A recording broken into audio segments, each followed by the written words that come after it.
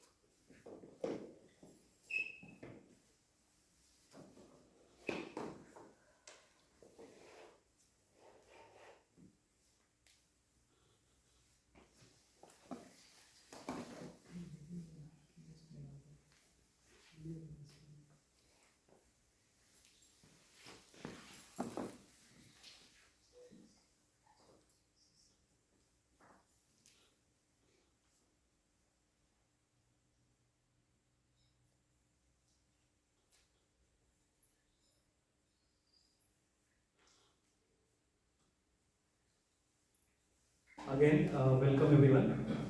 My name is Amit Talekar and I'll be your host for today's session. And I've been volunteer for Viyangam Yoga from last 7-8 years. So again, welcome everyone. And this session is organized by Viyangam Yoga in close cooperation with the Dhoon Band. And as we all know, Dhoon Band has always come forward whenever we requested them to have a joint session with us. So again, kudos to the entire team, and again, thank you so much, Amit and the entire team, for joining us for this session. So before we begin, let's everyone just close our eyes. Let's be ready for this session. So with closing our eyes, we are going to practice some breathing technique. So let's do a deep breathing. So keep focus on your breathing. Take a deep breath in. Slowly breathe out. Take a deep breath in. Slowly breathe out. Breathe in.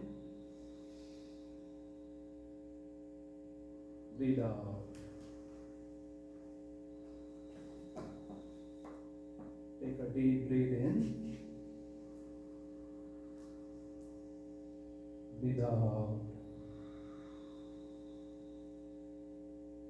Take a deep breath in.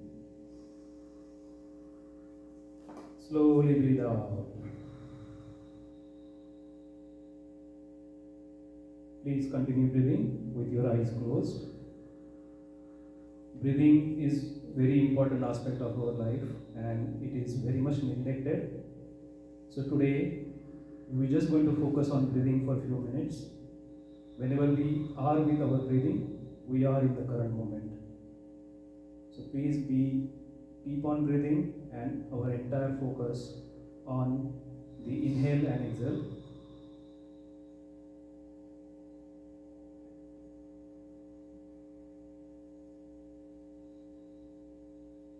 Take a deep breath in.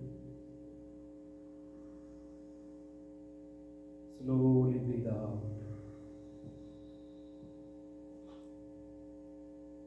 Breathe in. Breathe out. One last time. Take a deep breath in.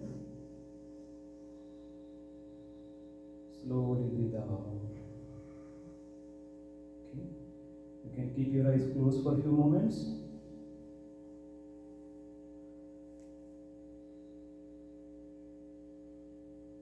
So today's Gita Jayanti program is the way we remember Lord Krishna and the knowledge that he shared with the entire universe.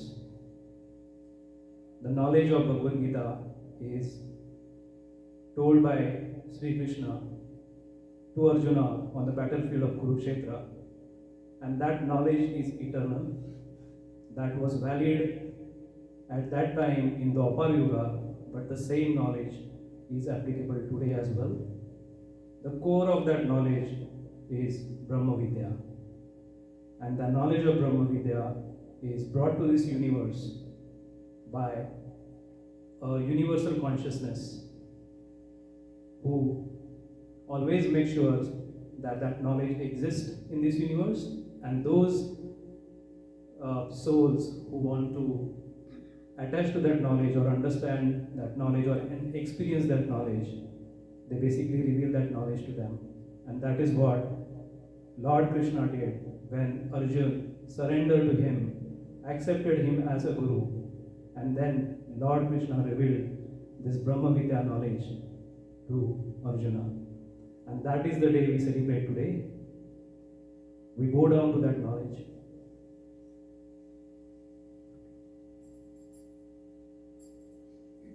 So let's begin this session by offering that universal consciousness who bring this knowledge on this universe time to time. We will welcome that universal consciousness by doing the Swagat Gan. And for that Swagat Gan, I invite Ishaji to please come forward and recite few lines of Swagat Gan. आज स्वागत नित्य गुरुवर संत शुभागम आइए, अध्यात्म विद्या दिव्य ज्योति सोमरस बरसाइए, दोष दुर्गुण दूर करके शुद्ध हंस बनाइए, भेद गम गति ज्ञान गर्जन शक्ति द्वार हटाइए, खुले द्वारा शब्द सागर भक्त जन अनवाइए, जन सदा फल विश्व शिक्षक शान आन बचाइए, आज स्वागत नित्य गुरुवर संत शुभागम आइए. Thank you, Ishaji. So now that universal consciousness is present here, let's begin our session. So today's agenda, what we're going to do is, we're going to begin our session with bhajan from Gunband, and after that we will do a Q&A, and that Q&A session will be hosted by Amit Chandikarji, and we have a very experienced disciple of Sadgurudev from Vihangam Yogi Shivsagarji. So he will be basically helping us understand that teaching of Bhagavad Gita and how we can practically incorporate that in our life. And during the Q&A session, we will also be doing series of bhajans together. Followed by that, we will do a meditation. It's the same meditation technique that Lord Krishna taught Arjuna on the battlefield. We will do that meditation, which is first level of Vihangam Yoga meditation. And after that, we'll do a concluding prayers, and then we'll have a lunch. Okay. So that's going to be the plan for today. So again, I welcome you all, and let's begin this session with the bhajan. So I request Amit Ji, please continue. Thank you. So we'll start the event today with Udghosh Geet, which is very popular, and this is our version of Udghosh Geet which we have tried.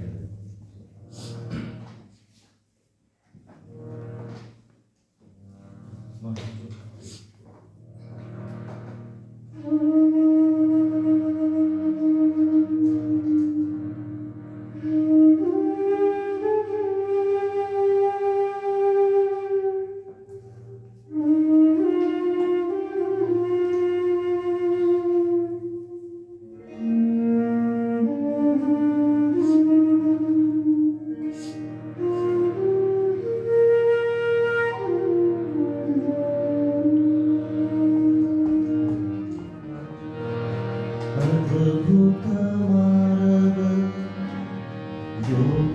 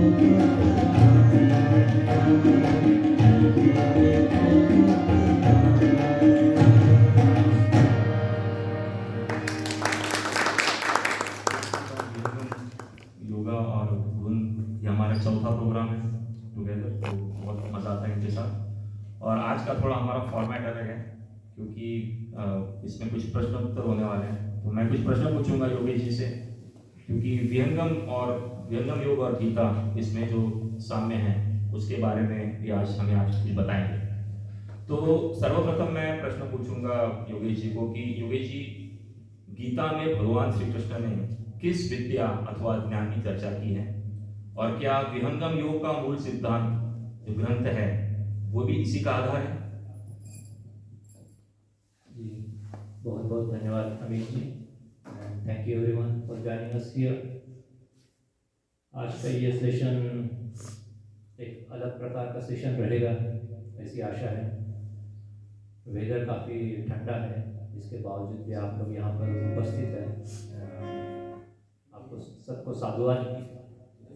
इस प्रश्न की तरफ जाने के पहले मैं अपने गुरुदेव के चरणों में अपना नतमस्तक झुकाते हुए उनकी एक आराधना करके इस प्रश्न की ओर आगे बढ़ेंगे।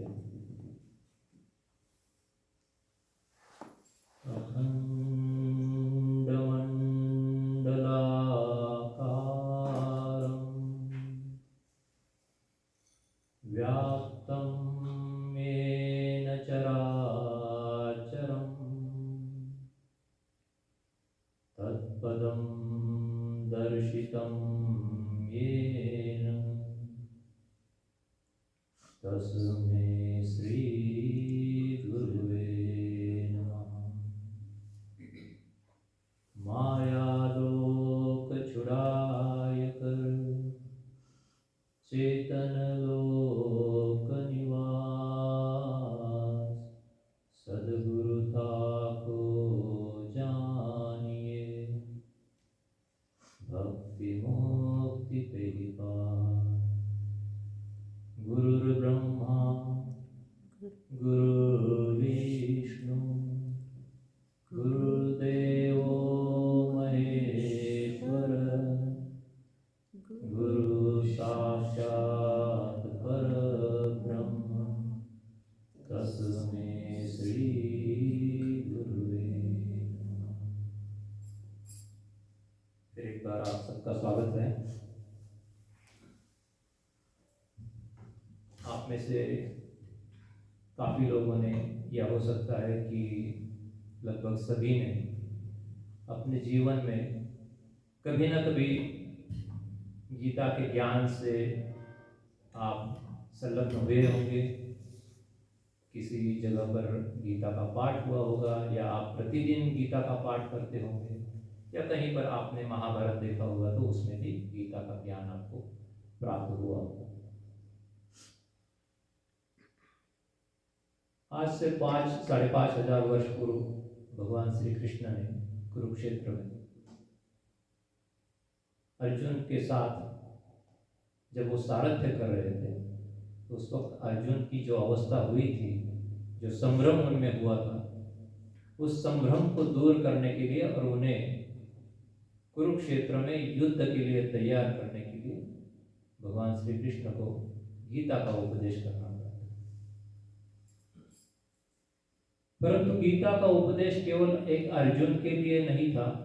गीता का उपदेश केवल युद्ध में लड़ने के लिए नहीं था, बल्कि अगर आप गीता का हर एक अध्याय अगर देखेंगे तो अध्याय के आखिरी में आप पढ़ेंगे क्या लिखा हुआ है। इसमें कहा जाता है कि इति श्रीमद् भगवद गीतासु उपनिषत्सु ब्रह्म विद्याया योग शास्त्रे श्री कृष्णार्जुन संवादे अमुक अमुक अध्याय। तो ये क्या दर्शाता है? ये यह दर्शाता है कि गीता में जो ज्ञान भगवान श्री कृष्ण ने अर्जुन को दिया, या अर्जुन के माध्यम से संपूर्ण जगत को दिया, ये ज्ञान किस प्रकार का है? तो यह ज्ञान ब्रह्म विद्या का ज्ञान है, यह ज्ञान योग शास्त्र का ज्ञान है। तो प्रश्न ये है कि ब्रह्म विद्या क्या होती है? अक्सर हम किसी सदग्रंथ में पढ़ते हैं, ब्रह्म विद्या का चर्चा आती है, संदर्भ आता है, लेकिन काफ़ी बार इसको हम बहुत ज़्यादा उस पर ध्यान नहीं देते। तो ब्रह्म विद्या एक ऐसी सनातन, पुरातन और संपूर्ण सर्वश्रेष्ठ विद्या है कि जिसके माध्यम से ब्रह्म की प्राप्ति होती है, इसीलिए उसको ब्रह्म विद्या कहा जाता है। तो ये ब्रह्म विद्या कहाँ से उत्पन्न होती है? तो इसको ब्रह्मजा कहते हैं। ब्रह्म विद्या है ब्रह्मजा, इसका अर्थ हुआ कि ब्रह्म से ही यह विद्या उत्पन्न होती है, इसलिए इसको ब्रह्मजा कहा जाता है। अब यह विद्या क्यों उत्पन्न होती है?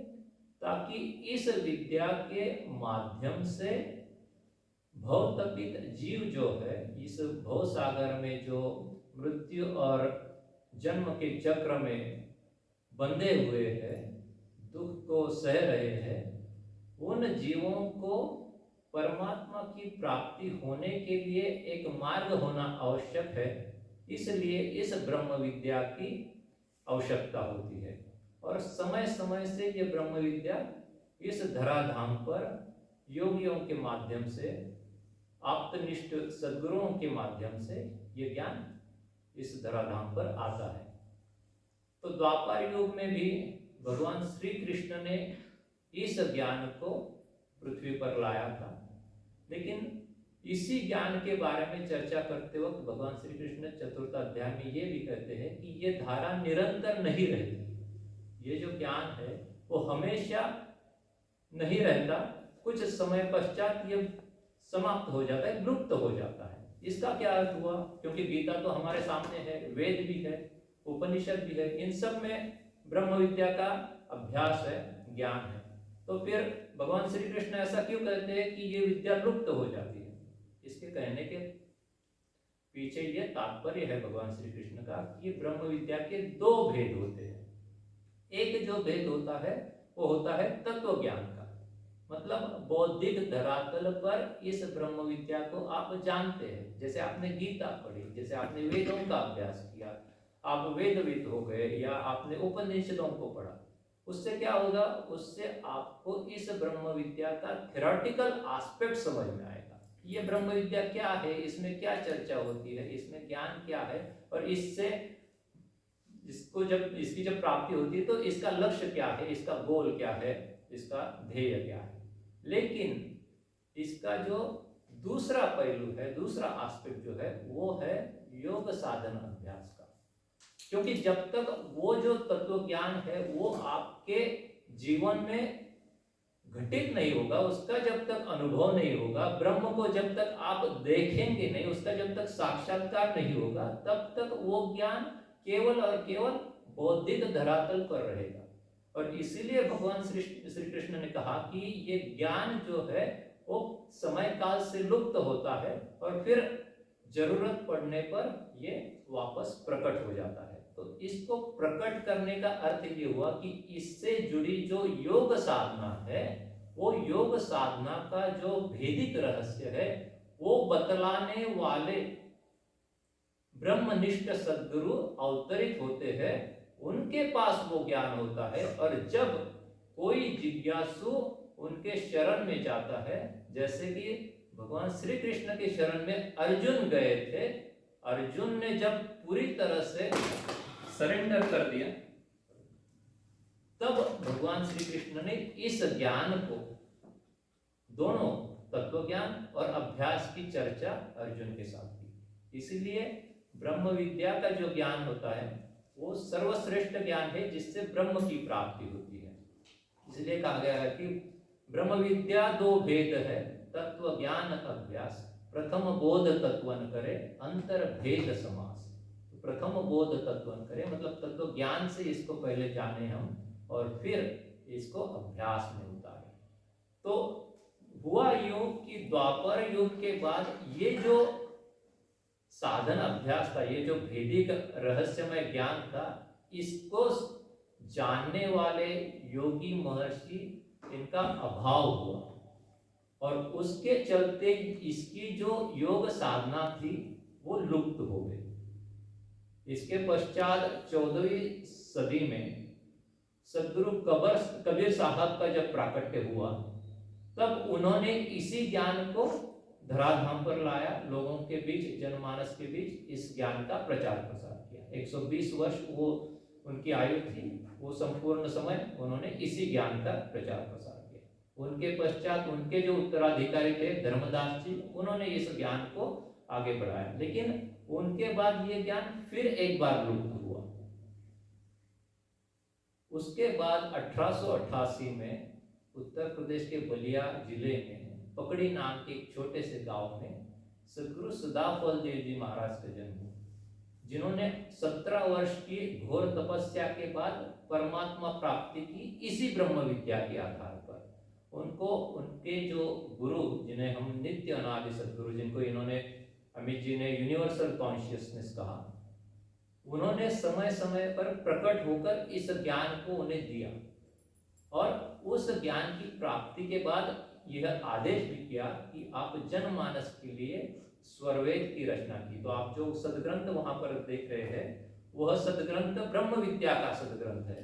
इसी सदग्रंथ में गीता का ज्ञान या उपनिषदों का जो ज्ञान है ब्रह्म विद्या का, वो अनुभव के आधार पर लिखा हुआ ज्ञान है, जिसको चेतन समाधि में लिखा हुआ हम कहते हैं कि सुप्रीम कॉन्शियस स्टेट में इस ज्ञान को लिखा गया है। जिस प्रकार से वेदों में श्रुतियां आई है, हम श्रुति क्यों बोलते हैं? क्योंकि उसको ऋषियों ने, महर्षियों ने ईश्वर के ज्ञान को अपनी आत्मा में सुना, प्रकट हुआ और वो ज्ञान उन्होंने शिष्यों को दिया। उसी प्रकार से स्वरवेद का रचना हुई थी, स्वरवेद की रचना हुई थी। इसलिए स्वरवेद में वही ज्ञान है जो गीता में है। और जैसे हम ये सेशन में आगे बढ़ेंगे तो हम धीरे धीरे उस पर और चर्चा करेंगे, लेकिन यह जो ज्ञान है वही गीता में है, वही उपनिषदों में है, वही वेदों में भी है। धन्यवाद योगेश जी।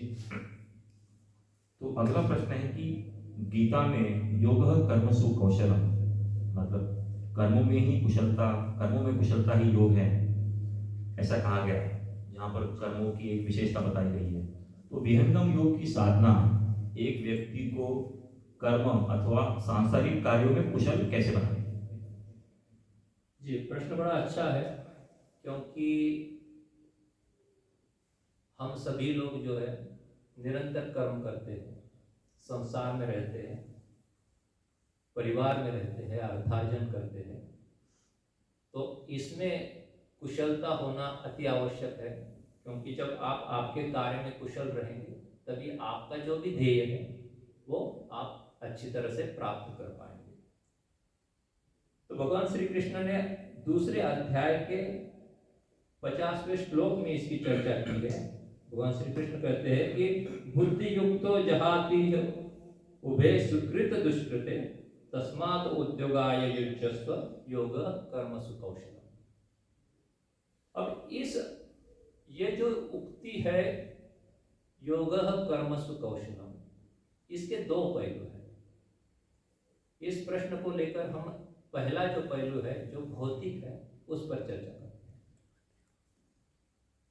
तो जब हम कहते हैं कि योग कर्मसु कौशलम, मतलब आप जो भी कार्य कर रहे हैं उसमें पूरी लगन के साथ उसको कौशलता पूर्वक करना ही योग कहा गया है।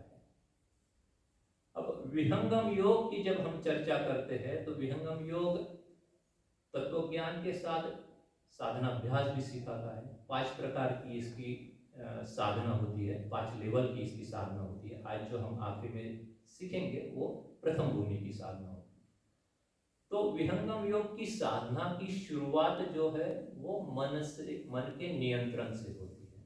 अब हम ये समझते हैं कि जब भी हम किसी कार्य को करते हैं तो इस कार्य की जब पहली संकल्पना आती है वो आपके मन में संकल्पना आती है। इसीलिए कहा गया है कि मनः संकल्प विकल्पात्मकम। तो मन में संकल्प होता है और उसका फिर विकल्प होता है, मतलब उसको फिर आप इम्प्लीमेंट करते हैं।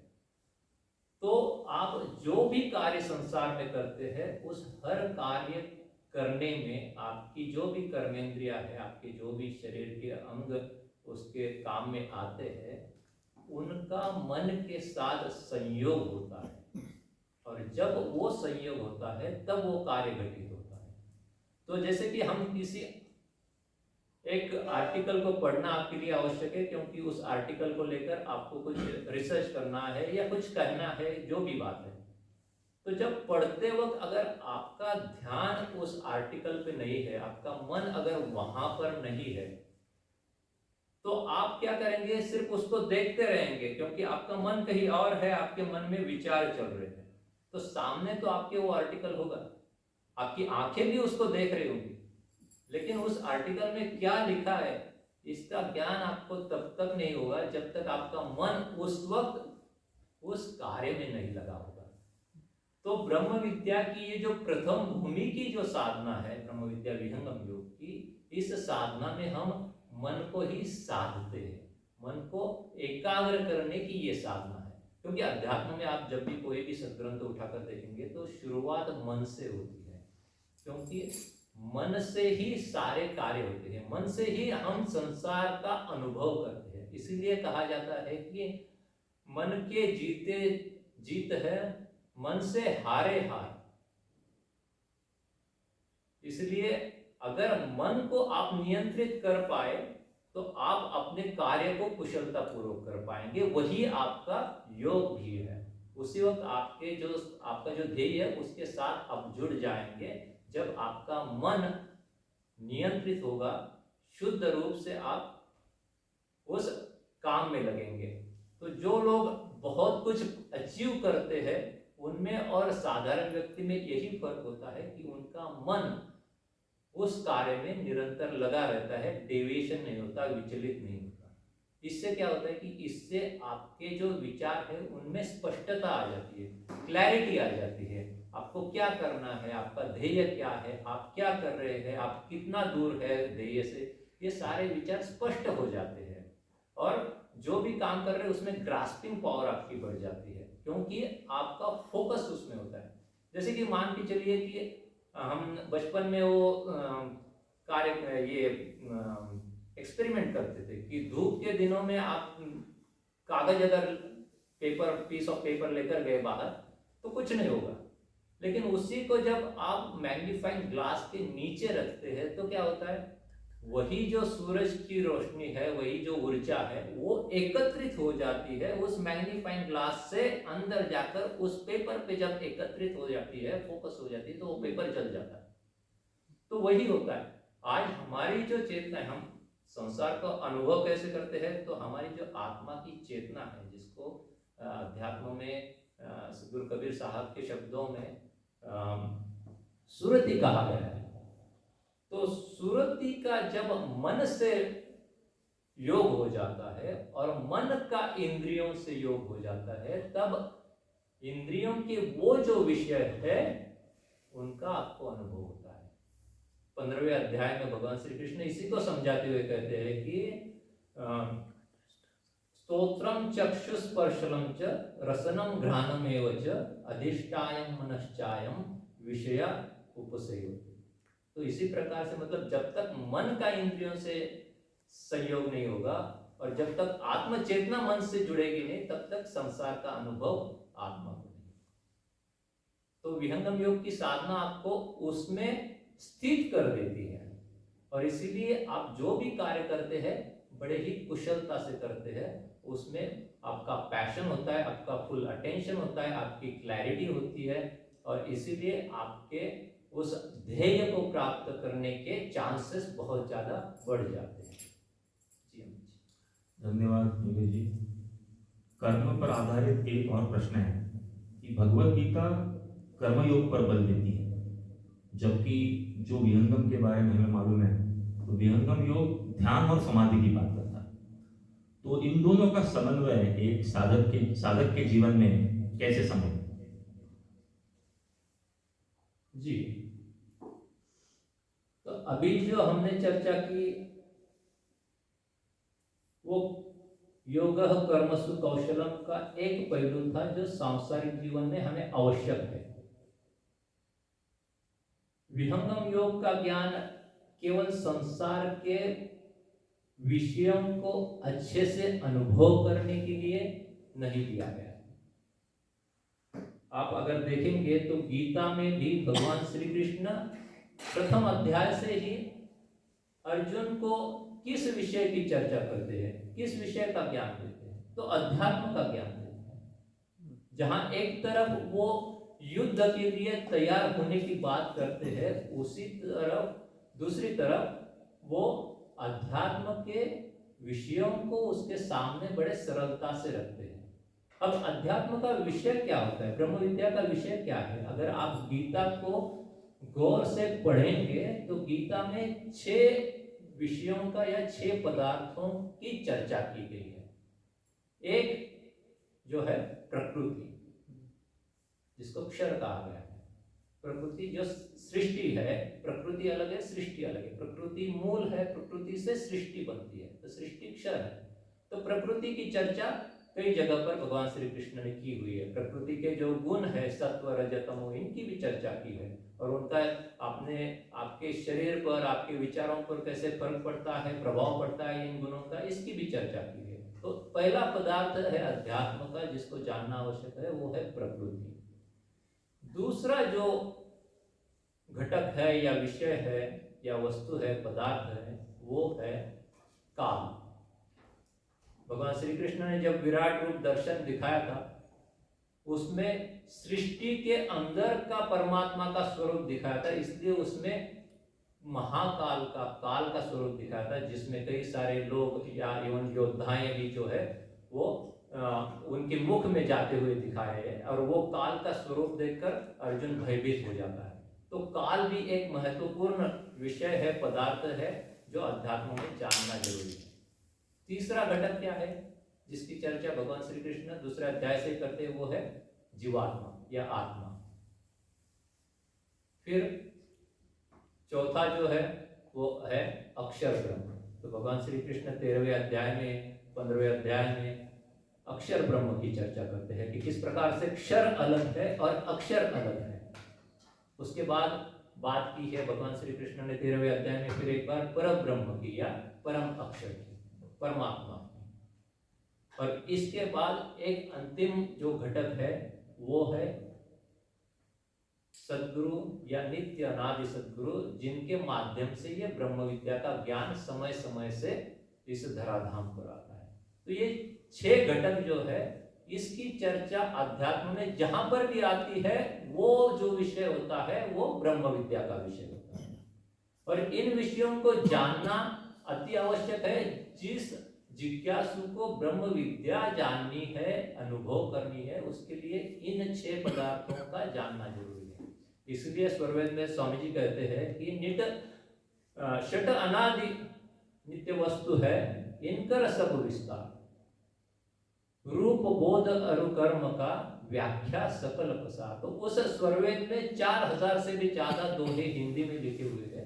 इसमें इन 6 पदार्थों की चर्चा की है विस्तार से, कि ये पदार्थ कैसे है, इनका योग कैसे होता है, वियोग कैसे होता है, इनको प्राप्त कैसे किया जाता है, योग साधना में इसको कैसे अनुभव करते हैं, उन अनुभवों की चर्चा भी उसमें है। तो जब हम कहते हैं कि कर्म योग को ध्यान और समाधि के आधार से कैसे प्राप्त किया जाता है, तो 2 प्रकार के जिज्ञासु होते हैं। एक होते हैं कर्म योगी और दूसरे होते हैं ज्ञान योगी। कर्म योगी कौन होते हैं? कर्म योगी वो होते हैं जो संसार में रहते हैं, घर परिवार में रहते हैं, व्यापार व्यवसाय करते हैं, अपना अर्थार्जन करते हैं, और हर चीज को भोगते हुए परमात्मा प्राप्ति के लिए कार्यरत रहते हैं। तो वो सब कुछ करते हुए परमात्मा के लिए जिस साधना को बताया गया है, उस साधना को भी वो आत्मसात करते हैं। तो ये इस तरफ, एक तरफ अर्थार्जन है, एक तरफ परिवार है, एक तरफ बाल बच्चे हैं, सब कुछ है, संसार है। उस संसार में रहते हुए पद्म पत्र स्थितम तोयम धत्ते मुक्तः फलश्रेय, मतलब जिस प्रकार से पद्म का पत्र जो है वो पानी में रहते हुए पानी से अलग रहता है, उस प्रकार से वो कर्म योगी उस परमात्मा की प्राप्ति करते वक्त इस सारे संसार में रहते हैं, सारे कर्मों को करते हैं, लेकिन करते हुए भी उससे अलग होते हैं। वो कर्म योगी की सही व्याख्या है। उसी को भगवान श्री कृष्ण ने जब कहा कि योगः कर्मसु कौशलम, ये उस उक्ति को चरितार्थ करता है। जब आप परमात्मा के आधार पर स्थित होकर योग करते हैं या कर्म करते हैं, तो वो कर्म योगी हो जाता है। दूसरे प्रकार के जो योगी होते हैं वो ज्ञान योगी कहा जाता है। वो क्या करते हैं, उनमें और कर्म योगियों में क्या फर्क है? उनमें और कर्म योगियों में ये फर्क है कि वो पूर्ण रूप से विरक्त होते हैं। उनका परिवार नहीं होता, उनके बाल बच्चे नहीं होते, वो अर्थार्जन के लिए कुछ नहीं करते, वो केवल और केवल परमात्मा प्राप्ति के लिए साधना अभ्यास करते हैं। लेकिन महत्वपूर्ण बात यह है कि कर्मयोगी जिस साधन अभ्यास को करता है वही साधन अभ्यास ज्ञान योगी भी करते हैं, क्योंकि परमात्मा प्राप्ति का जो मार्ग बतलाया गया है, चेतन मार्ग, वो एक है, क्योंकि परमात्मा एक है। परमात्मा एक होने के कारण उसको प्राप्त करने का आधार या वो जो योग साधना है वो भी एक है, इसलिए दोनों एक ही प्रकार की साधना करते हैं। फर्क हो जाता है उनकी रहनी गहनी में। जब वो फर्क होता है तो उस आधार पे कौन कर्मयोगी है और कौन योगी ज्ञान योगी है, इसकी चर्चा होती है। तो कर्मयोगी के लिए भी कर्मसु योग कौशलम, योग कर्मसु कौशलम, ये उक्ति चरितार्थ होती है जब वो परमात्मा प्राप्ति के लिए विहंगम योग की साधना का अभ्यास करते हैं। धन्यवाद योगी जी, बहुत बहुत बहुत बढ़िया ज्ञान दिया आपने। तो आपने बताया कि स्वरवेद में 4000 दोहे हैं। जी जी, राइट, तो क्यों ना हम कुछ दोहे सुने हमारी बैंड की तरफ से। बिल्कुल, बहुत अच्छा। तो कुछ दोहे हम लोग सुनाते हैं आपको।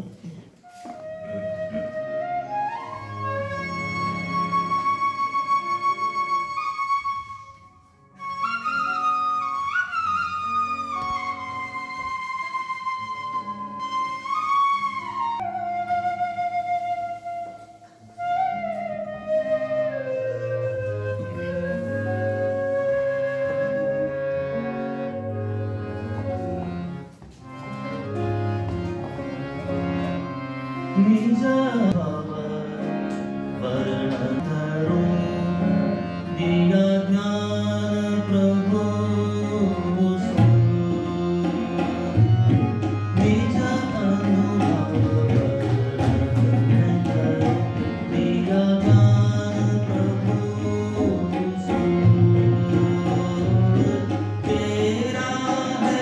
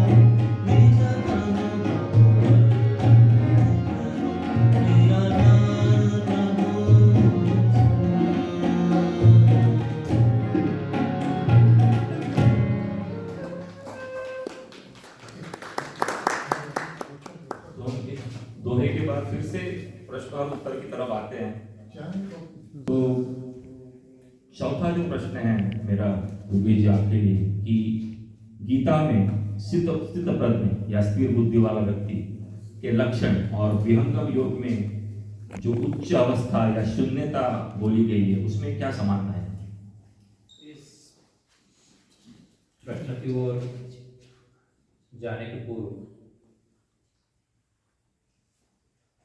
जिन दोहों को आपने चुना और यहाँ पर प्रस्तुत किया, थोड़ी सी उसकी चर्चा कर लेते हैं।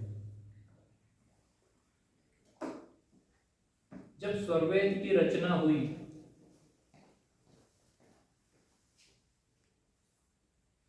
हमारे हिमालय के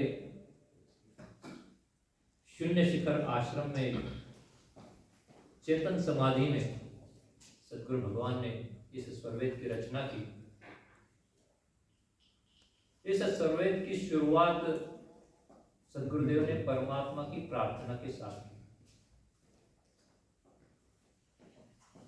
और इस प्रार्थना में एक जगह पर सद्गुरुदेव कहते हैं कि निज अनुभव वर्णन करो, निज अनुभव वर्णन करो, दिया ज्ञान प्रभु सो, तेरा है तुझ में रहे करत समर्पण सो। तो इस स्वरवेद में सद्गुरुदेव ने निज अनुभव का वर्णन किया हुआ है और केवल वर्णन करके वो ये नहीं कह रहे कि ये मेरा ज्ञान है, वो परमात्मा के चरणों में अपनी दीनता अधीनता व्यक्त करते हुए कहते हैं कि ये ज्ञान जो है मुझे मिला वो तुमने दिया हुआ है और इसलिए मैं इस ज्ञान को तुम्हें ही समर्पित कर देता हूं। और इस प्रार्थना के साथ फिर सद्गुरुदेव उन नित्य षट वस्तु जो है उनकी चर्चा करते हैं। फिर एक दोहा आपने कहा कि अमित काल से भूलिया पहुंचा अपने देश। तो हमारी जो आत्मा है, हम सब जानते हैं, सारे सद्ग्रंथों में इसकी चर्चा आई है कि आत्मा के अंदर ही परमात्मा है। तो हम सब जानते हैं कि आत्मा और परमात्मा का नित्य संबंध है, लेकिन ये नित्य संबंध होते हुए भी हम परमात्मा को नहीं देख पा रहे। इसीलिए स्वामी जी कहते हैं कि अमित काल से भूली, जन्म जन्मांतर का ये चक्र लगा हुआ है, पता नहीं कब हम सृष्टि में आए हैं और तब से जन्म और मृत्यु के चक्र में हम फंसे हुए हैं, जबकि परमात्मा हमारे अंदर ही है। इस आत्मा के अंदर परमात्मा स्थित है, वो आनंद यहीं पर है, शाश्वत आनंद यहीं पर है। इसके बावजूद भी हम उसको प्राप्त नहीं कर पा रहे। तो इसीलिए उस योग युक्ति की हमें आवश्यकता है जो उस ब्रह्मनिष्ठ सद्गुरु के शरण में जाने पर प्राप्त होती। तो इस प्रकार के कई सारे स्वरवेद के दोहे जो है दिव्य है, इनको पढ़ने से शुभ संस्कारों की जागृति होती है और वो अध्यात्म सही मायने में क्या है इसकी स्पष्टता होने लगती है। तो अब वापस आते हैं हम आज के इस चौथे प्रश्न पर, जिसमें आपने प्रश्न पूछा कि गीता में स्थित प्रज्ञ की जो व्याख्या की गई है वह जो अवस्था है स्थिर बुद्धि वाला या स्थिर विवेक वाला, इसको अगर हम कहेंगे तो ज्यादा उचित रहेगा। तो स्थिर विवेक वाला व्यक्ति होना विहंगम योग की साधना की उच्च अवस्था जो होती है वो किस प्रकार से मदद करती है? क्या वो स्थिति हम विहंगम योग की साधना से प्राप्त कर सकते हैं या नहीं? तो जैसा मैंने कहा कि विहंगम योग की साधना 5 भूमि की साधना है। सबसे पहले अमित जी आपके टीम ने जो उद्घोष गाया, उस उद्घोष में सद्गुरुदेव क्या कहते हैं कि अद्भुत मार्ग योग विहंगम मैं तुमको बतलाऊंगा। अद्भुत मार्ग योग विहंगम मैं तुमको बतलाऊंगा, यदि विधिवत तुम साधन करी हो अमर लोक पहुंचाऊंगा। तो मैंने जो साधन अभ्यास की बात आप लोगों को बताई है, जो साधना सिखाई है, वो साधना अगर विधिवत आप करोगे तो यकीन कर लीजिए कि आपका अमर लोक पहुंचाने का जो जिम्मा है वो मुझ पर है। आपको उसमें कुछ करने की आवश्यकता नहीं, वो मेरी गारंटी है। आपको बस क्या करना है, यदि विधिवत तुम साधन करें तो विहंगम योग की जब साधना प्राप्त हो जाती है और एक भूमि से दूसरी भूमि, दूसरी भूमि से तीसरी भूमि, चौथी और पंचम भूमि में जब साधक पहुंच जाता है, तब क्या होता है? तो स्थित प्रज्ञ का अर्थ क्या है? स्थित प्रज्ञ का अर्थ समझाते हुए भगवान श्री कृष्ण अर्जुन को कहते हैं कि ऐसा व्यक्ति जिसके लिए इस संसार में जो बदल होते रहते हैं, सुख मिलता है, कभी दुख मिलता है, कभी ठंड होती है, शीत का मौसम होता है, कभी उष्मा होती है, कभी वर्षा होती है, कभी अच्छे दिन होते हैं, कभी बुरे दिन होते हैं, कभी किसी के प्रति मोह होता है, आसक्ति होती है, तो किसी के प्रति भ्रम और द्वेष होता है। तो ये सारी जो हमारी प्रकृतियां या प्रवृत्तियां है, जो प्रकृति में रहते हुए, संसार में रहते हुए, इनसे हम गुजरते हैं दिन ब दिन। उस सारी अवस्थाओं में जब व्यक्ति एक स्थिर रहता है, उसकी बुद्धि, उसका विवेक शांत रहता है, स्थिर होता है, और वो केवल और केवल अपने ध्येय की तरफ बढ़ता है, उसको स्थित प्रज्ञ व्यक्ति कहा गया है। तो स्थित प्रज्ञ व्यक्ति तब तक आप सही मायने में स्थित प्रज्ञ नहीं हो सकते जब तक आप प्रकृति से उपरम नहीं हो जाते। क्यों? क्योंकि प्रकृति क्या है? प्रकृति किसे कहा है, या संसार किसे कहा है? संसरति इति संसार, जो निरंतर चलता रहता है, जो निरंतर बदलता रहता है, उसको संसार कहा गया है। प्रकृति में क्या है? जैसा मैंने पहले कहा कि प्रकृति के 3 गुण बतलाए गए हैं, सत्व, रजन और तमोगुण। इन तीनों गुणों का अलग अलग प्रभाव होता है। जैसे सत्व गुण से आपको प्रकाश मिलता है, आपको ज्ञान मिलता है, आप सदाचारी बनते हैं। वही अगर राजस का अगर आप पर प्रभाव है तो आप बहुत ज्यादा चंचल बनते, बहुत एक्टिव होते, आपको हमेशा कुछ ना कुछ करने की इच्छा होती है, एक प्रकार की आसक्ति से आप जुड़े होते हैं। और वही जब तमोगुण का प्रभाव आता है तो आप उदासीन हो जाते हैं, आलसी हो जाते हैं, अकर्मण्य हो जाते हैं, आपकी बुद्धि का भी लोप हो जाता है। तो इस प्रकार से, और हर व्यक्ति के साथ ये तीनों गुण समय काल से कम ज्यादा होते रहते हैं। और इसलिए जब तक प्रकृति है, जब तक आपकी चेतना, आत्म चेतना प्रकृति से जुड़ी हुई है, जब तक आपका योग जो है वो प्रकृति से लगा हुआ है, तब तक इन 3 गुणों का आप पर प्रभाव रहेगा। और इसीलिए कभी कभी आपको लगता है कि आज मुझे अध्यात्म करना चाहिए, भगवान की जो है वो प्रार्थना करनी चाहिए, मंदिर जाना चाहिए, पूजा पाठ करना चाहिए। वही कभी कभी लगता है कि नहीं यार, थिएटर चले जाते हैं, आज एंजॉय करते हैं कुछ। कभी कभी ऐसा लगता है कि नहीं आज संडे, आज उठेंगे नहीं, आराम करेंगे, है ना। ये तीनों गुणों का प्रभाव आप पर निरंतर होता रहता है, कम ज्यादा। तो इसलिए ऐसा जब तक हम प्रकृति में है तब तक हम स्थित प्रज्ञ हो ही नहीं सकते, क्योंकि प्रकृति आपसे ज्यादा ताकतवर है, आत्मा से ज्यादा ताकतवर नहीं है। लेकिन आत्मा ने अपना ज्ञान भुला देने के कारण अब आत्मा को केवल और केवल स्थूल देह का ही अनुभव होता है। तो अभी आत्मा स्वयं को स्थूल देह के माध्यम से जानती है। इसीलिए तो हम किसी को पूछते हैं आप कौन है, तो हम अपने पूरे देह का और अपने व्यवसाय का वगैरह वर्णन करते थे। हम कभी अपने आप को जानते ही नहीं कि हम कौन है। इसलिए हम अपने आप को प्रकृति के हिसाब से ही एक्सप्लेन करते हैं। इसलिए जब तक प्रकृति आप पर हावी है तब तक आप स्थित प्रज्ञ नहीं होते। इसलिए भगवान श्री कृष्ण ने जिस स्थित प्रज्ञ की बात की है वह वो योगी होता है, वह वो व्यक्ति होता है जो साधन अभ्यास करके, जिसने अपनी चेतना को प्रकृति से पृथक करके, अलग करके, जब वो चेतन मंडल में स्थित हो जाता है, परमात्मा के आधार पर स्थित हो जाता है। मतलब क्या है इसका? मतलब आपकी अब चेतना जो है वो संसार में नहीं लगी हुई है। अब आपको संसार के भोगों को भोगने के लिए मन के और इंद्रियों की आवश्यकता नहीं पड़ती। आप इससे उपरम गए हैं। जैसे कि अभी हम इस ग्राउंड पर बैठे हुए हैं, वही अगर आप विमान में बैठकर ऊपर जाएंगे तो इस ग्राउंड से आप डिटैच होकर ऊपर चले जाए।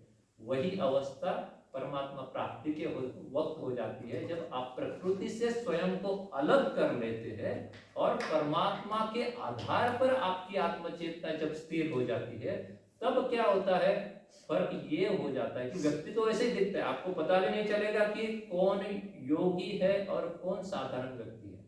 इसीलिए किसी को भी देखकर उसके अध्यात्म की गहराई हम नहीं समझ सकते, क्योंकि योगी हमेशा गंभीर होता है समुद्र के समान। समुद्र के ऊपर लाटाएं चलती है, घनघोर लाटाएं चलती है, लेकिन अंदर समुद्र कैसा होता है, धीर गंभीर होता है। सारी जो सुख राशि है, सारी जो खानी है रत्नों की, वो अपने पास लेकर वो शांत रहता है। योगी वैसे होता है, जब उसकी चेतना परमात्मा में लग जाती है तो उससे ये फर्क नहीं पड़ता कि कोई उसके साथ द्वेष कर रहा है, कोई उसके साथ मोह में है, कोई वहां पर ठंड का वर्षा का समय है, दिन है, रात है, उसे भूख लगी है, भोजन मिल रहा है, नहीं मिल रहा है, प्यासा है, इससे उसको कोई फर्क नहीं पड़ता। वो हमेशा अपने आनंद में स्थित होता है, क्योंकि अब उसकी चेतना परमात्मा में लगी रहती है। इसीलिए जिसको भी वो देखता है या जहां भी वो नजर फेंकता है, वहां पर केवल और केवल परमात्मा ही नजर आता है। तो अगर वहां पर राक्षस भी सामने बैठा है तो उसको उस राक्षस में भी परमात्मा नजर आता है। इसीलिए हम कई संतों की जब गाथाएं सुनते हैं तो देखते हैं कि संतों को तो कई सारे लोगों ने बहुत तकलीफें दी, उसके बावजूद भी संत स्थिर गंभीर रहते थे। क्यों रहते थे? क्योंकि उनकी चेतना इस संसार में नहीं होती थी, उनकी चेतना तो प्रभु में लगी रहती थी। इसलिए उन्हें यह फर्क नहीं पड़ता कि कौन व्यक्ति उनके साथ क्या सोच रहा है, उनको भोजन मिल भी रहा है कि नहीं मिल रहा है, क्योंकि सारा उनका जो जिम्मा होता है वो परमात्मा में ही वो दे देते हैं कि आप देख लीजिए मेरा जीवन कैसा चलेगा, आप भोजन देंगे तो मैं भोजन करूंगा, नहीं देंगे तो नहीं। लेकिन वो कब होता है? जब परमात्मा में चेतना लग जाती है। अगर इस अवस्था में हम बोलेंगे कि भगवान आप देख लो, मैं कुछ नहीं करूंगा, वो गलत बात है, क्योंकि अभी आपकी चेतना मन से जुड़ी हुई है। अभी तो आप संसार में है, प्रकृति आप पर हावी है। इसलिए स्थित प्रज्ञ की जो बात आती है वो तब आती है जब एक योगी परमात्मा पर आधारित होता है। तो इसी को लेकर सद्गुरुदेव स्वरवेद में काफी अलग अलग दोहों के माध्यम से इसकी गहराई को बताते हैं। स्वामी जी कहते हैं कि शीत उष्ण वर्षा सहे सबको एक समान, धर्म तितिक्षा जानते धीरज परम सयान, हानि लाभ सुख दुखन में हर्ष शोक नहीं संत, चिंता चाहन मन करे अभय अशंक अनंत। और एक जगह कहते हैं कि मान और अपमान में निंदा अस्तुति दोय, संत स्वाभाविक रहत है छका अमीरस सोय। तो मान मिले उनको, कोई सम्मान करे या कोई उनको गालियां दे, उन्हें फर्क नहीं पड़ता। क्यों? क्योंकि वो अनुभव में उस अमीरस को, मतलब उस अमृत आनंद को ही निरंतर अनुभव में प्राप्त करते रहते हैं। तो उन्हें इस संसार का जो आनंद है उससे कोई फर्क नहीं पड़ता। उनके लिए वो, स्वामी जी ने यहाँ तक कहा कि कौवे की विष्ठा के समान योगी जो होता है वो संसार के मान को, सम्मान को अलग कर देता है। क्योंकि जब आप संसार के मान सम्मान में अटक जाते हैं तो आप प्रकृति में ही आपकी चेतना वापस लगती है और उससे आपका जो है कर्म का चक्र जो है वो शुरू हो जाता है। तो इसलिए स्वरवेद में इन विषयों को बहुत विस्तार से इसलिए समझाया है ताकि आप जब अध्यात्म में आगे बढ़े तो उस तत्व ज्ञान को समझना आवश्यक है कि जो भी सदग्रंथ बाकी कहते हैं कि ये अवस्था होती है, तो वो अवस्था क्या होती है, उसको कैसे प्राप्त किया जाता है और उसको प्राप्त करते हुए आप अपने साधारण जीवन को कैसे जी सकते हैं, इसकी गाथा स्वरवेद में। धन्यवाद योगेश जी। तो अभी आपने काफ़ी चीज़ें बताई जहाँ पर योगी और ये जो योगी लोग हैं वो किस तरीके से ब्रह्म को प्राप्त कर सकते हैं, लेकिन हम लोग जो सामान्य मनुष्य हैं जी, तो उनके बारे में कुछ बताइए कि अगर जैसे कि गीता में दिव्य दृष्टि का वर्णन हुआ तो इस पर संजय और अर्जुन को प्राप्त थी जी, तो क्या विहंगम योग की साधना से एक सामान्य मनुष्य भी उस आंतरिक बोध को प्राप्त कर सकता है? जी, दिव्य दृष्टि की बात मैं कहूँगा कि जो भी गीता को पढ़ते हैं या गीता के बारे में जानते हैं या जिन्होंने भी टीवी पर महाभारत देखा है, तो मुझे लगता है कि गीता के पूरे इसमें एक साधारण व्यक्ति के लिए सबसे क्या बोल सकते हैं कि एंटरटेनिंग कहिए या फिर जिसके प्रति उत्सुकता है, वो विषय है दिव्य दृष्टि का और विराट रूप दर्शन का। आज भी हम चर्चा करते हैं कि किस प्रकार से संजय ने राजमहल में बैठकर धृतराष्ट्र को उस वक्त का जो भी कुरुक्षेत्र पर हो रहा था हर एक चीज का वर्णन करा, और यहाँ तक केवल वर्णन नहीं किया बट वहां पर जो चर्चा हो रही थी उस चर्चा तक को धृतराष्ट्र को बताया अपनी जगह में बैठकर। वही बात आती है 11वें अध्याय में जब भगवान श्री कृष्ण को अर्जुन कहते हैं कि क्या आप मुझे वो स्वरूप दिखलाएंगे परमात्मा का जो जिसकी चर्चा आप अभी तक पिछले 10 अध्यायों में की है, क्या उस चर्चा को क्या मैं अनुभव कर सकता हूँ? तब भगवान श्री कृष्ण जो है अपने आप में परमात्मा का स्वरूप दिखाते हैं, और वो करते वक्त भगवान श्री कृष्ण पहले दूसरे या तीसरे श्लोक में 11वें अध्याय के कहते हैं कि जो मेरा स्वरूप तुम देखना चाहते हो वो स्वरूप तुम अपने चर्म चक्षुओं से नहीं देख पाओगे, इसके लिए तुम्हें दिव्य दृष्टि की आवश्यकता है। और फिर भगवान श्री कृष्ण उनको अर्जुन को दिव्य दृष्टि प्रदान करते हैं और फिर वो जो है परमात्मा स्वरूप को देख पाता है। वही बात होती है संजय के साथ कि इस जब धृतराष्ट्र बोलते हैं कि इसमें जो भी होने वाला है क्योंकि मैं अंध हूं तो मैं देख नहीं पाऊंगा, तो वो जब प्रार्थना करते तो व्यास ऋषि जो है वो संजय को दिव्य दृष्टि देते हैं। अब हम पहले थोड़ा सा एक कदम पीछे आते हैं और ये देखते हैं कि हम देखते कैसे, हमारी दृष्टि कार्य कैसे करती है। हमारी ये जो दो गोलक है, जो दो आंखें हैं, इन आंखों के माध्यम से हम वस्तुओं को देखते हैं। लेकिन मैंने जैसे कहा कि किसी भी पदार्थ का अनुभव लेने के लिए हमें क्या आवश्यकता है? हमें अपने मन की आवश्यकता है और हमारे आत्म चेतना की आवश्यकता है।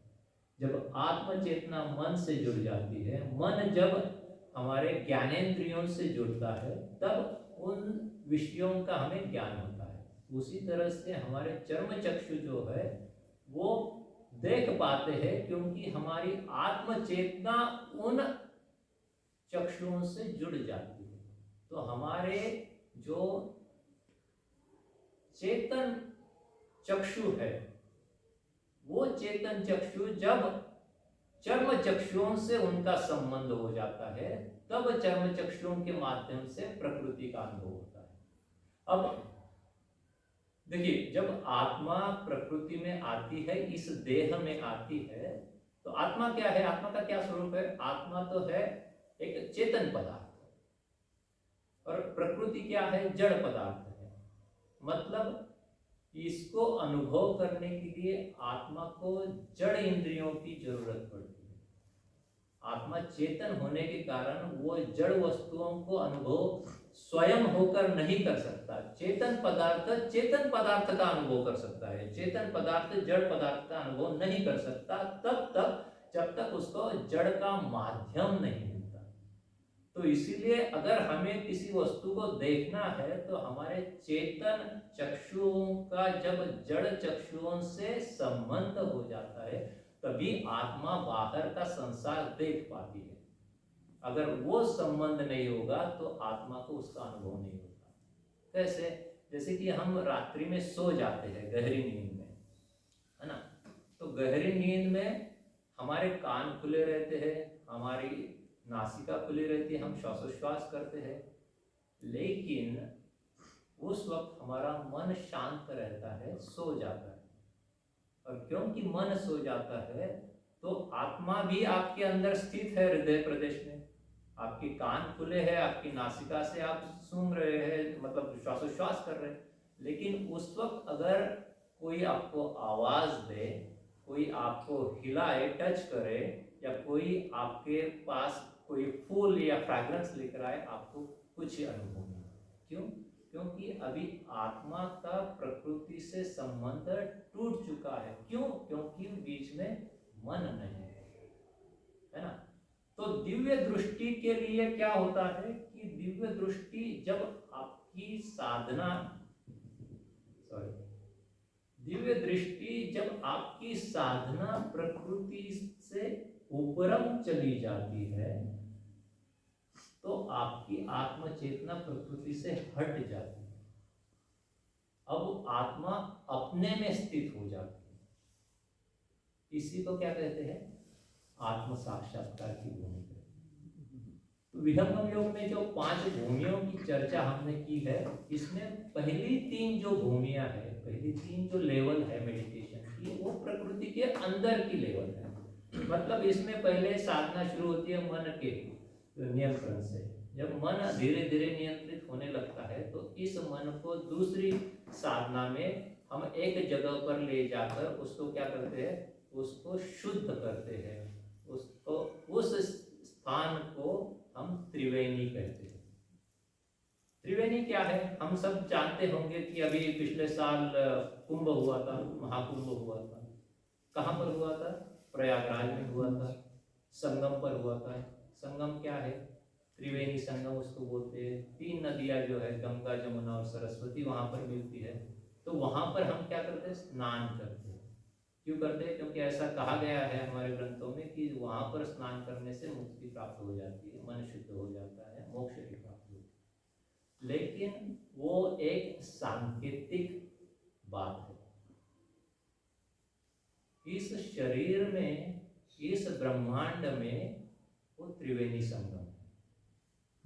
हमारी ये जो 2 नासिका छिद्र है, इसमें से एक को हम इंगला कहते हैं या गंगा कहते हैं, दूसरे को जमुना कहते हैं या पिंगला कहते हैं, या एक को चंद्र नाड़ी कहते हैं, दूसरे को सूर्य नाड़ी कहते हैं। और जिस प्रकार से हम कहते हैं कि बाहर में गंगा जमुना के बीच में वो लुप्त हुई या इनविजिबल सरस्वती नदी है, वैसे ही इन 2 नासिका छिद्रों के पास से एक, बीच में से एक और एनर्जी चैनल जाता है, जिसको हम कहते हैं सुषुम्ना नाड़ी। तो ये सुषुम्ना नाड़ी और ये इंगला नाड़ी, पिंगला नाड़ी, ये तीनों जहां पर जाकर मिलती है इस कपाल विवर में, वहां पर त्रिवेणी संगम कहा जाता है। और हमारे मुनियों ने, ऋषियों ने इसमें आपके मन को ले जाकर स्नान करने की बात की है। वहां पर जब वो हो जाता है तब आपका मन शुद्ध हो जाता है, तब आप आध्यात्म में आगे बढ़ने लगते हैं।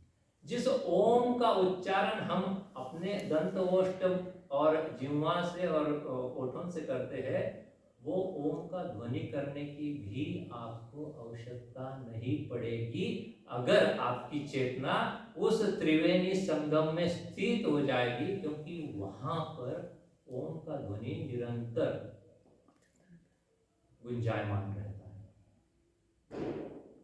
वो द्वितीय भूमि की साधना है। तृतीय भूमि की साधना में फिर वही आपकी आत्मचेतना और आगे बढ़ती है और आपके दशम द्वार पर पहुंच जाती है। दशम द्वार क्या है? अभी संसार में हम लोग जो है वो 9 द्वारों को यूज करते हैं, इसीलिए इसको 9 द्वारों वाली अजितपुरी या अयोध्या कहा गया है। इस शरीर के अंदर ही एक अयोध्या है 9 द्वारों का। 9 द्वार कौन से? हमारी आंखें है, हमारे 2 कान है, नासिका के 2 छिद्र है, हमारा मुख है, हमारा लिंग और गुदा। ये 9 द्वार, सामान्य व्यक्ति इन 9 द्वारों को यूज करता है। योगी की जब चेतना उस दशम द्वार पर पहुंच जाती है तो उस दशम द्वार को आत्म चेतना विहंगम योग की साधना में गुरु विधान से जब वहां पर आपकी चेतना स्थिर हो जाती है, गुरु की दया जब हो जाती है, तब क्या हो जाता है, वहां पर जो कुंडलिनी है 3.5 सर्पों इससे कर्लअप की हुई, उसका जो होड़ होता है, फन होता है, उस फन को ही वो हटा देती है और आपकी चेतना उस दशम द्वार से बाहर चली जाती है। बाहर कहाँ जाती है? बाहर उस चेतन प्रदेश में चली जाती है। यहाँ तक प्रकृति है, इसके उपरम जो है वो चेतन प्रदेश है। तो सद्गुरु की जब दया होती है तब आपकी आत्मचेतना का विकास, ऊर्ध्व विकास होता है। उसी को ऊर्ध्व दृष्टि भी कहते हैं। जब आपका दशम द्वार खुल जाता है, चेतना अक्षर मंडल में पहुंच जाती है, यहीं पर अक्षर ब्रह्म की बात आती है जो हम लोग चर्चा करेंगे इस पर। तो अक्षर ब्रह्म के आधार पर जब आपकी चेतना स्थिर हो जाती है, तब प्रकृति से आपकी चेतना हट जाती है। अब क्या होता है? अब आत्मा को स्वयं का ज्ञान हो जाता है। इसलिए स्वामी जी ने स्वरवेद में कहा है कि आत्म जानन के लिए अन्य करन नहीं काज, आप जानता सुमिरन पुरुष सकाज। तो आत्म साक्षात्कार के लिए इस शरीर का एक भी इंद्रिय की आवश्यकता नहीं होती, क्योंकि ये सारी इंद्रिय कैसे है? जड़ इंद्रिय। आत्मा क्या है? चेतन है। तो चेतन को चेतन का स्वयं अनुभव होता है, जड़ इंद्रियों के माध्यम से चेतन का अनुभव नहीं होता। तो आप कोई भी ऐसी साधना करेंगे जिसमें आपका जड़ इंद्रिय लगा हुआ है, तो आप आत्म साक्षात्कार की प्राप्ति नहीं कर सकते, क्योंकि आत्म साक्षात्कार के लिए आत्मा को स्वयं में स्थित होना पड़ता है। जब मन का लय हो जाता है अक्षर ब्रह्म में, तब आत्म चेतना अलग हो जाती है, मन और प्राण अलग हो जाते हैं। अब उस अक्षर के प्रकाश में आत्मा स्वयं को देखता है। मैं कौन हूँ, इसका उत्तर योगी को उस वक्त मिलता है। तो ये कब घटित होता है? ये विहंगम योग की चतुर्थ भूमि में घटित होता है। जब आत्म साक्षात्कार हो जाता है, अक्षर ब्रह्म का प्रकाश प्राप्त हो जाता है, तब स्वामी जी कहते हैं कि तब दिव्य दृष्टि खुल जाती है। तो स्वामी जी इस बारे में कहते हैं कि प्राकृत भूमि पार कर मर्मी भेदी सन, दिव्य दृष्टि तब खुलत है, सन्मुख दृश्य अनंत।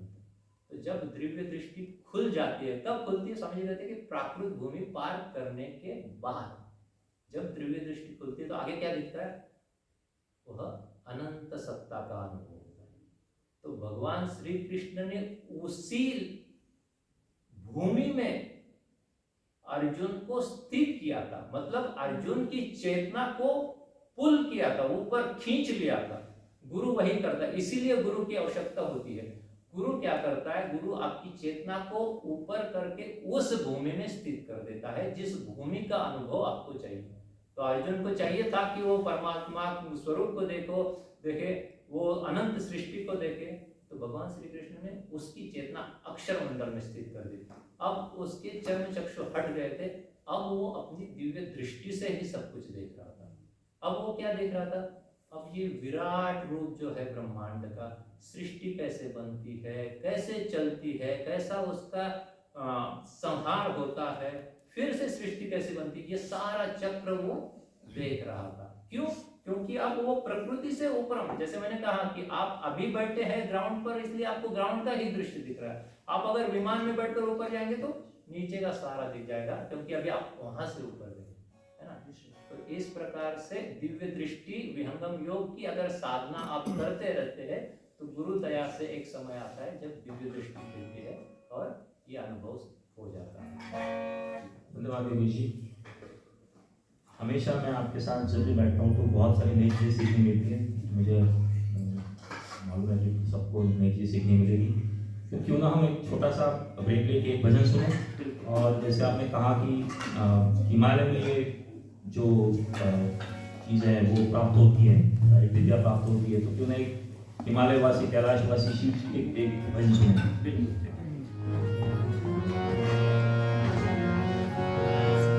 शिव कैलाशो के वासी, धौली धारों के राजा, शंकर संकट हरना, शंकर संकट हरना, शिव कैलाशो के वासी, धौली धारों के राजा, शंकर संकट हरना, भोले बाबा शंकर संकट हरना।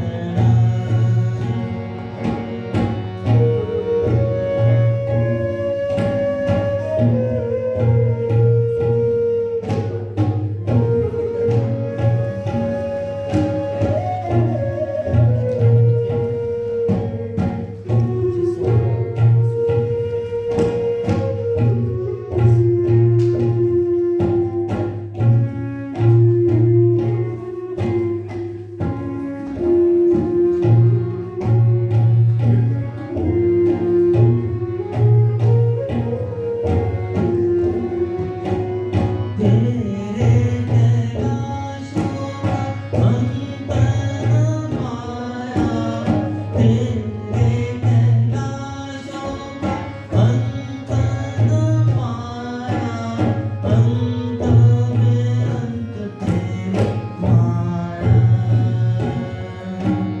तेरे कैलाशों का अंत न पाया, अंत में अंत तेरी माया। ओ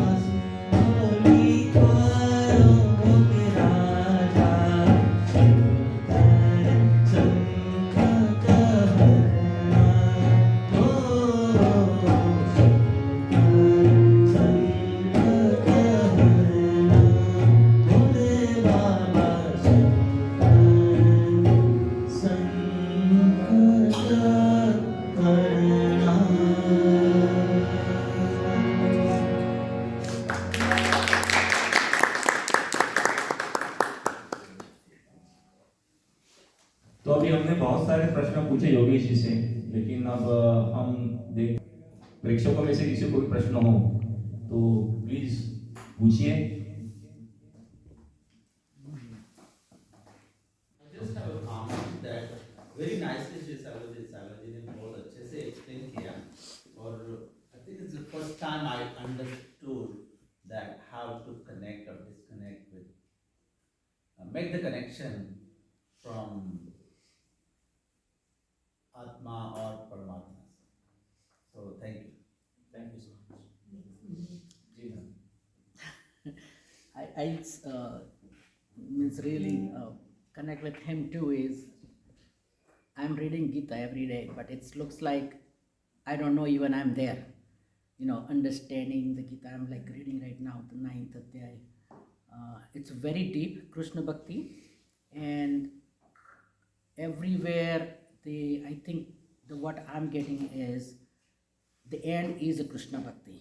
Is you have to merge with him. And the path you showed, I think that's a first step, but we don't know how many births we might have to take to understand that. We are in 60s and feel like I'm running behind the time now, right? But uthya tyarthi sabar, that's what we say in Gujarati, right? So I think that's the first step I'm going. And more reading the Bhagavad Gita, I'm kind of feeling like I think continuously reading is going to help, and the way you explain is amazing. I really I think connecting that thought, the link, you are not jumping. I think it helps us to understand more clearly about it. I have one more question about the Swarved. Would you mind giving a little bit, just a brief about Swarved? जी जी बिल्कुल। और वहाँ पर एक copy भी है, और जिनको भी स्वरवेद पढ़ने की इच्छा है वो लेकर जा सकते हैं, या इन्फॉर्म कर दीजिए हमें, we will ship you if you give us address.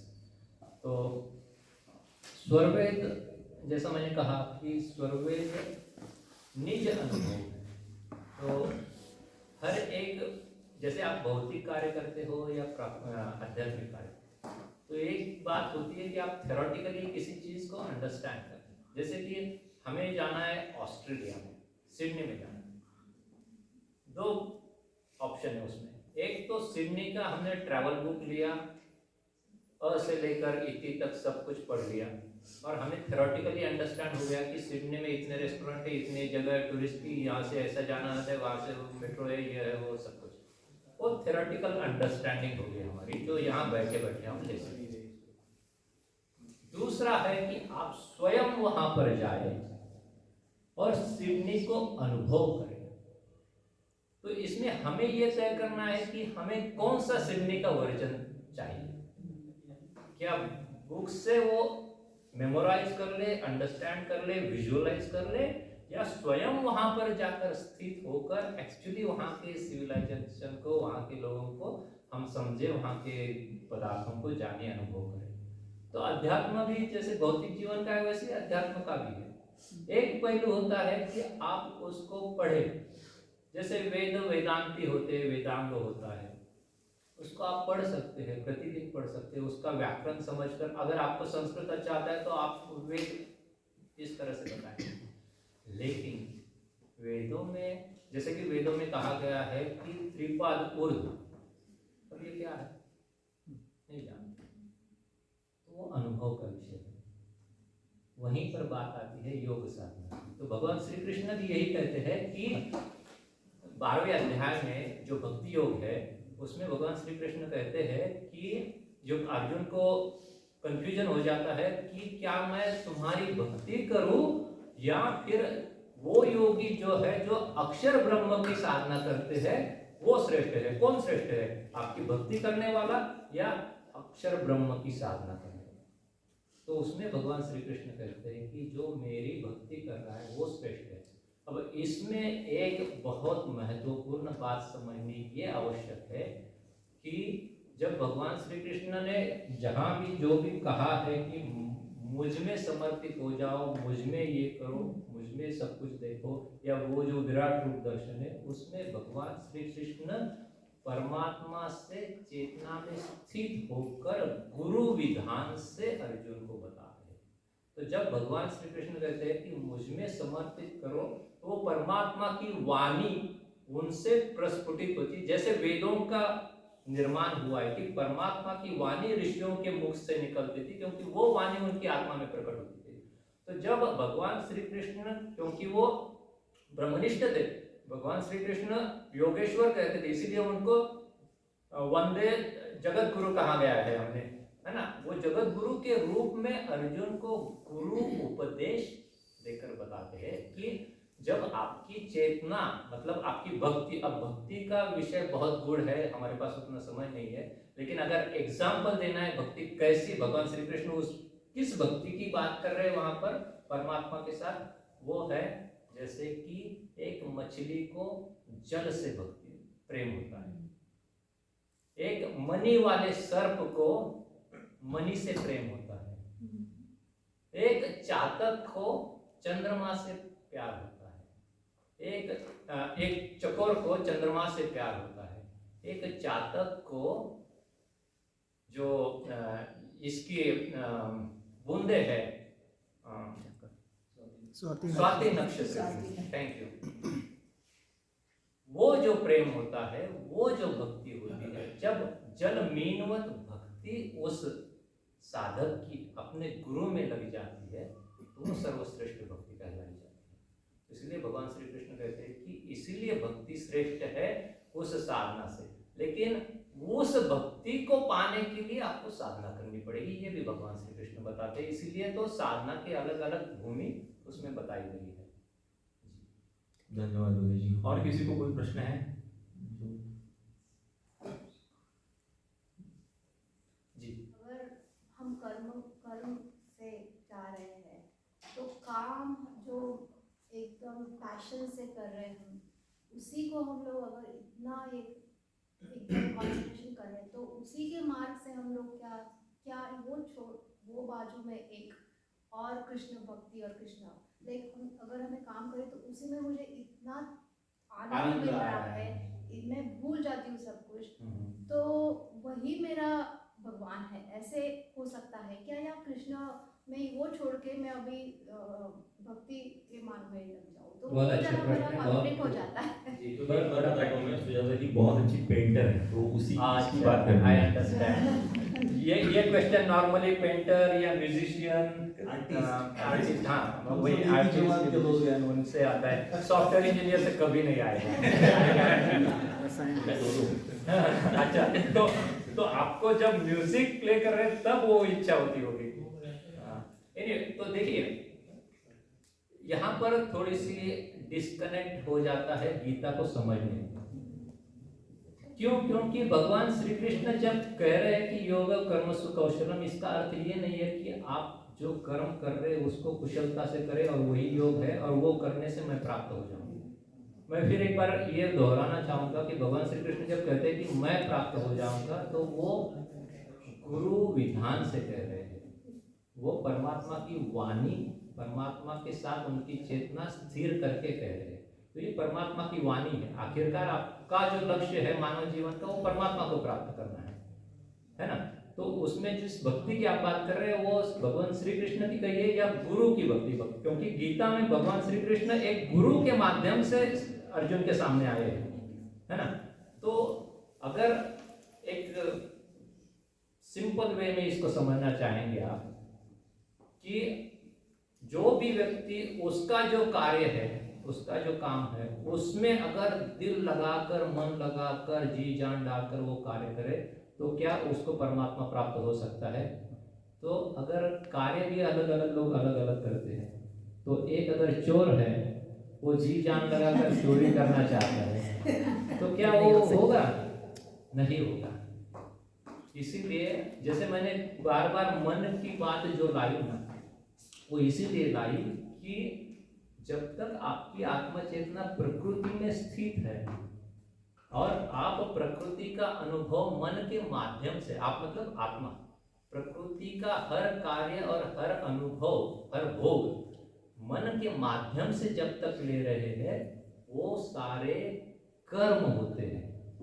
और वो जो कर्म होते हैं उनका क्या होता है, फल होता है। तो जब तक आपकी चेतना प्रकृति में जुड़ी है और वो जुड़ते हुए आप, चाहे आप पेंटिंग कर रहे हैं, म्यूजिक प्ले कर रहे हैं, आप उसमें खो रहे हैं। क्यों खो रहे हैं? क्योंकि आपके मन को वो अच्छा लग रहा है, इसलिए खो रहे हैं। मैं कितनी भी कोशिश करूंगा नहीं हो पाएगा, क्योंकि मेरा मन वहां पर नहीं है ना। तो इसलिए आप उसमें स्थित हो जाते हैं, भूल जाते हैं, क्योंकि मन को आनंद आ रहा है।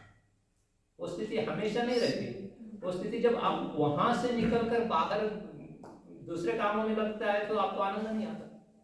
इसका अर्थ क्या हुआ कि वो जो है वो आपके मन को आनंद दे रहा है, इसलिए उसको आपको अच्छा लग रहा है। लेकिन जिस स्थित प्रज्ञा की बात मैंने की, उसमें क्या होता है, कर्म कोई भी हो, वो व्यक्ति, वो योगी आनंद का ही अनुभव करता है। उसके लिए ये काम अच्छा और वो काम बुरा ऐसा नहीं होता, क्योंकि उसकी चेतना ब्रह्म में स्थित है, ब्रह्म से जुड़ी हुई है। वो परमानंद, वो अमीरस निरंतर उसमें फ्लो हो रहा है। ऐसे में वो कार्य सारे जो करेगा वो किसी फल के लिए वो कार्य नहीं होता। मतलब वो कर्म जो होते हैं उसको अकर्म कहा जाता है।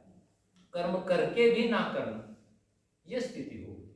हम आप जो सामान्य जन है उनके साथ क्या होता है, अभी हम अपने आप को ही नहीं जानते। अभी सारे जो होते हैं वो मन बुद्धि के आधार पर होते हैं। मन ने कहा ये अच्छा है तो हम कर लेते हैं, वो बुरा है तो हम नहीं करते। और अच्छे बुरे की व्याख्या भी हर एक व्यक्ति के लिए अलग अलग होती है। तो ऐसे में किसी कार्य को करने से अगर हम कहें कि इसमें मैं कुशल हूं तो मेरा योग हो गया, या परमात्मा को मैंने इसी को परमात्मा समझा और किया, ये आप समझ सकते हैं, आपके आनंद के लिए ठीक है। लेकिन स्वामी जी इसलिए कहते हैं कि मन मंडल में बैठकर अगर हम सोचे कि ब्रह्म का आनंद ले, तो मन मंडल तक की ही बात होगी। इसीलिए वो साधना करनी आवश्यक है जिस साधना से आपकी चेतना का विकास हो, ऊर्ध्व विकास हो। अभी चेतना अंदर और नीचे की तरफ है और प्रकृति की तरफ है। उसको रिवर्स इंजीनियरिंग करके जब अपवर्ड की जाती है और अपवर्ड जो ब्रह्म है उससे लगाई जाती है, तब कोई भी कार्य आपका होगा तो किसी फल के लिए बाध्य नहीं होगा। और इसीलिए हम फिर उसको क्या बोलते हैं कि जीवन मुक्त बोलते हैं। क्यों? क्योंकि अब उसको किसी कर्म का फल प्राप्त करने के लिए वापस प्रकृति में आने की आवश्यकता नहीं होती। अब उस पर किसी का दबाव नहीं होता, ना ही ब्रह्म उसको बोल सकता है कि तुझे वापस जाना। वो स्वच्छंद है, फ्री है, कंप्लीट। और जब तक वो चाहे तब तक उस परमानंद का अनुभव। मुक्त मतलब सही डेफिनेशन, लिटरल डेफिनेशन में वो मुक्त हो जाता है। उस पर किसी का अधिकार नहीं रहता, कोई उसको डिक्टेट नहीं कर सकता। वो आत्मचेतना जब जीवन मुक्त व्यक्ति की होती है। इसलिए हम आनंद प्राप्ति करते हैं उस कार्य से, तो वो वहीं तक स्थित होता है। वो अच्छा कर्म होगा, उसके अच्छे फल भी मिलेंगे, लेकिन ब्रह्म की प्राप्ति नहीं। धन्यवाद योगेश जी। और कोई प्रश्न है किसी को? नॉर्मल लोग में तो ऐसा होता है कि भगवान को याद करो, कोई भी एनी डिफिकल्टी, तो anyway you can get help. That's my experience. If you just remember, oh, then anyhow, if you don't know how can I get help, but I have experienced 2-3 times. If you remember them, God can help you anyway. जी जी बिल्कुल सही है। It is you. Right. और इसीलिए कुछ लोगों का मतलब जैसे आपके सत्व गुण की वृद्धि होती है तो उतना आप भगवान के नजदीक जाते हैं। लेकिन माफ कीजिए, लेकिन फिर भी भगवान प्राप्ति के लिए अलग से बैठकर साधना जब तक आप नहीं करेंगे तब तक भगवान मिलेगा नहीं। भगवान इसीलिए कहते हैं कि इसीलिए गुरु की आवश्यकता होती है। देखिए अर्जुन और भगवान श्री कृष्ण बचपन से साथ में थे, साथ में खाते पीते खेलते उठते बैठते लड़ाई करते थे, सब कुछ करते थे। श्री कृष्ण ने कभी भी अर्जुन को नहीं बताया कि उसका स्वरूप क्या है। कब बताया? जब अर्जुन ने पूरी तरह से समर्पण कर दिया कि हे केशव, अब तुम ही मेरे लिए सब कुछ हो, तुम जो बोलोगे वही सत्य है। तब भगवान श्री कृष्ण ने गुरु विधान से उसको ब्रह्म विद्या का ज्ञान, है ना। तो इसीलिए उसकी आवश्यकता गुरु की आवश्यकता होती है। गुरु आपको वो ज्ञान देता है और आपकी साधना आगे बढ़ती है। उसमें उम्र की भी कोई बात नहीं होती, क्योंकि सदगुरु के बारे में यह कहा गया है कि पल में अलख लखाए सो सदगुरु कहावे। सदगुरु की व्याख्या वही है और सदगुरु का कार्य भी वही है। इसीलिए तो सदगुरुदेव ने उपदेश में क्या कहा है, उद्घोष में क्या कहा है, यदि विधिवत तुम साधन करोगे अमर लोक मैं पहुंचाऊंगा।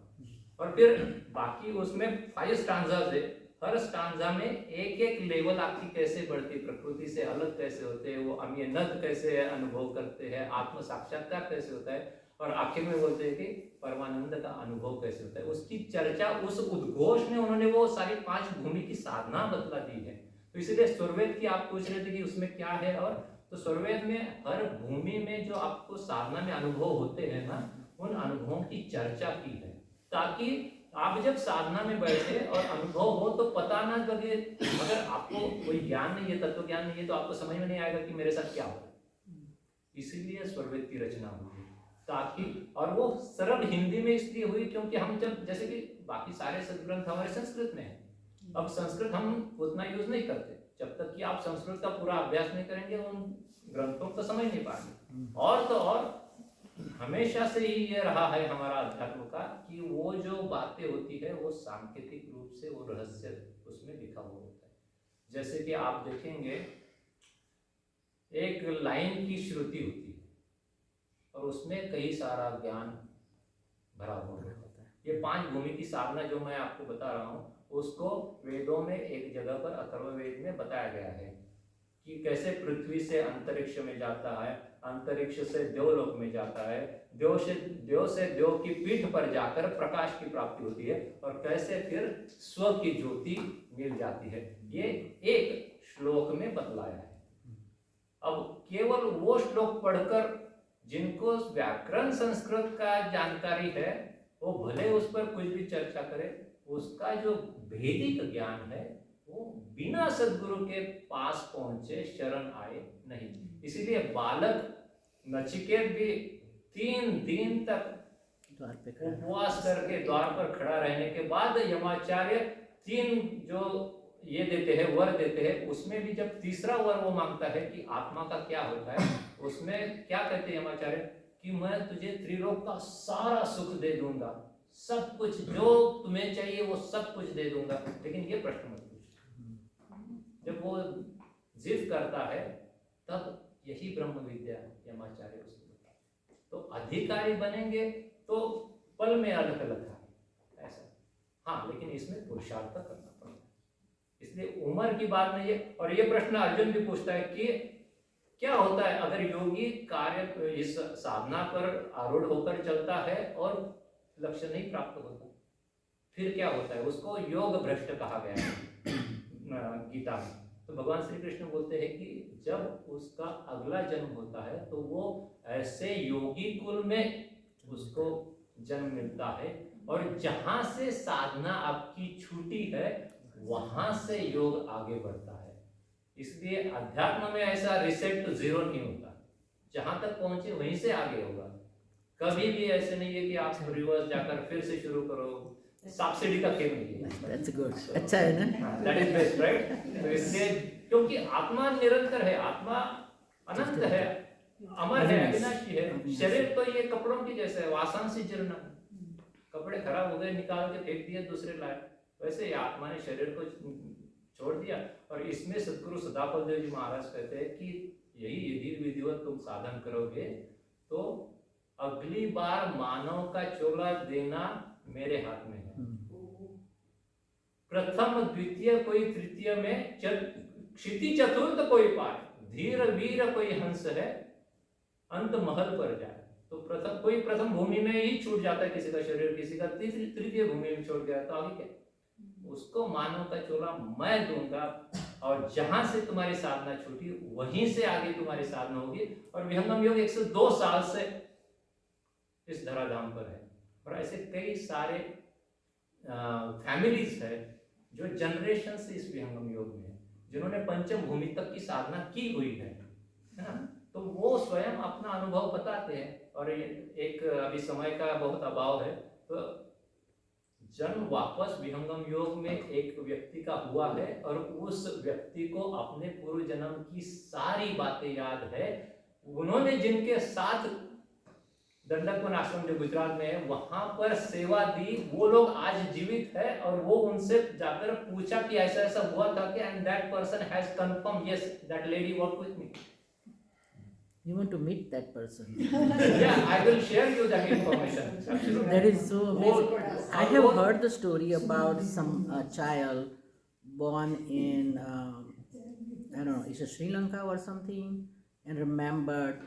I don't know anybody knows about that, but it was just a small story about it. Like the child was born and knew about where he was born, but luckily he was born in the same town or something. I don't know the whole story, but this is what I heard. लेकिन होता है, बिल्कुल होता I है। want to support Meenakshi Ben. I feel like even though my kids, they are young, not that young, but they are 30s.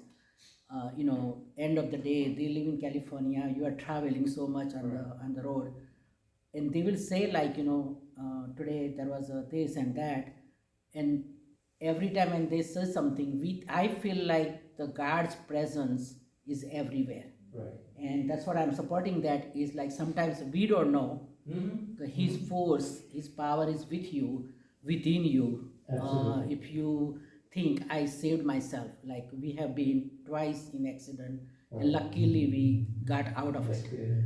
So I always think that God's presence, and I remind my kids too, is like God's presence is always there. Even though you don't think the mom and dad are not there, but He's always with you and within you. So I think that's my always a goal. So वही तो problem है कि ईश्वर आपके साथ निरंतर लगा हुआ है। हरिहर समाया हरियाली में, वहीं गूंजता झुकी डालियों में, पहाड़ों सागर पर उसी के है जलवे, वही झलकता झुकी घनी कालियों में। हर तरफ वो मौजूद है, फिर नजर क्यों आता नहीं, योग साधन के बिना उसे कोई पाता नहीं। Very good. ऐसा तो समय हो चला है। मैं एक प्रश्न कर सकता जी। हूँ? आज का सत्संग सुन के मेरे दिल में एक सवाल आया। मैं आज बहुत कर्म की बात करी, जी। इसमें धर्म की क्या महत्व है? बहुत अच्छा प्रश्न किया आपने।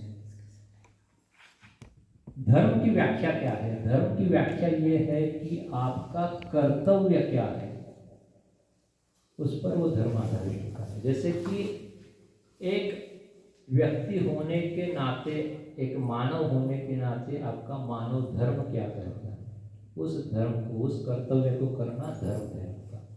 एक पत्नी होने के नाते या माता होने के नाते आपका क्या धर्म है, क्या कर्तव्य है, वो निभाना आपका मातृधर्म है ना।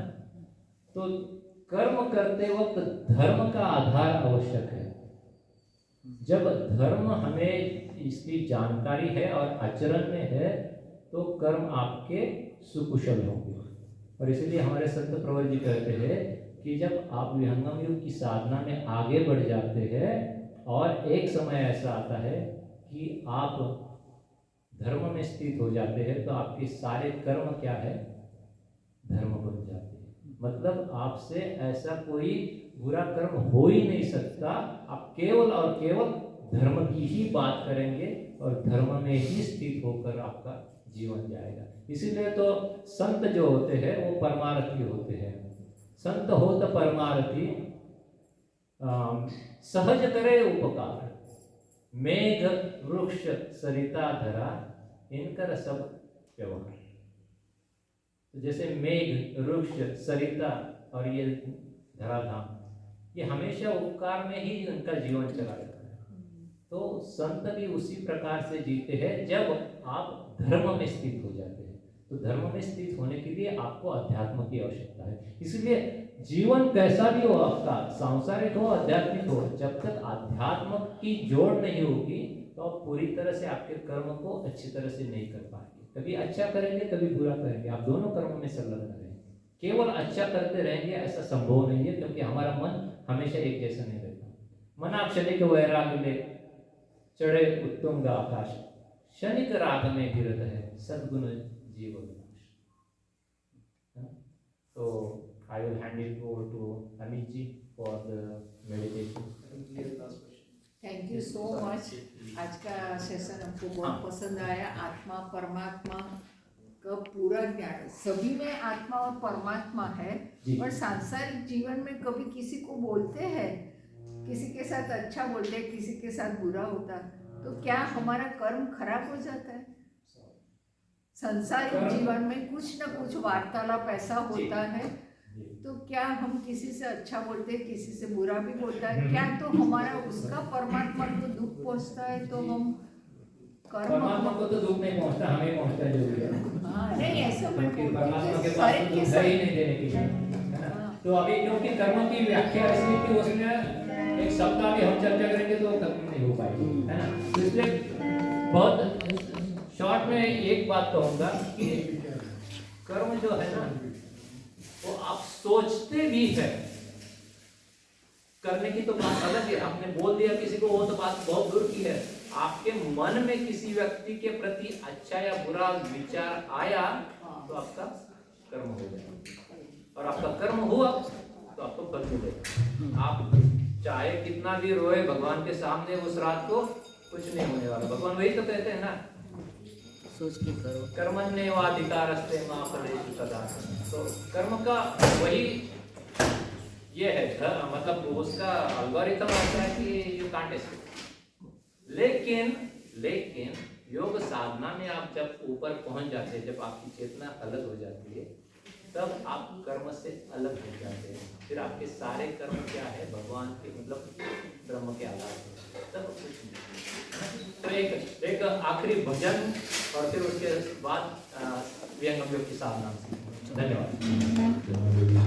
ये आखिरी वचन है आज का गीता जयंती के अवसर पर।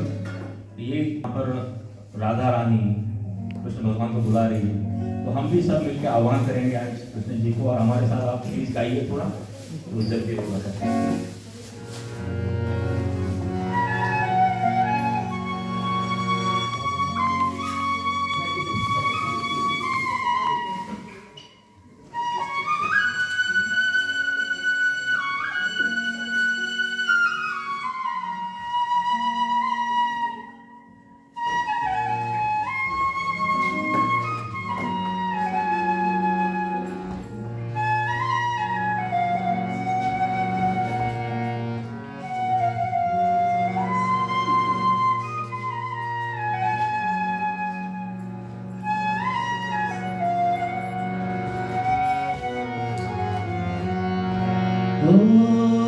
जमुना किनारे मोरा गाँव, जमुना किनारे मोरा गाँव,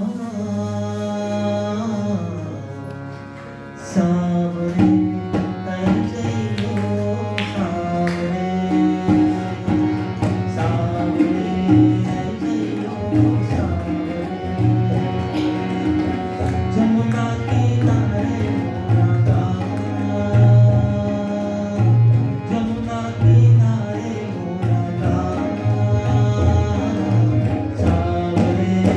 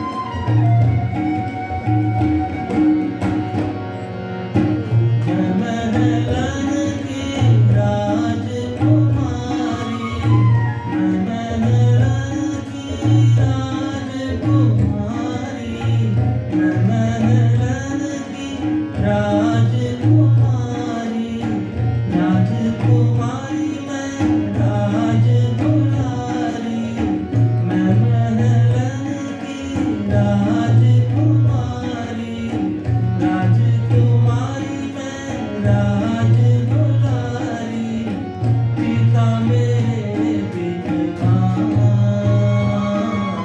सावरे गयो सावरे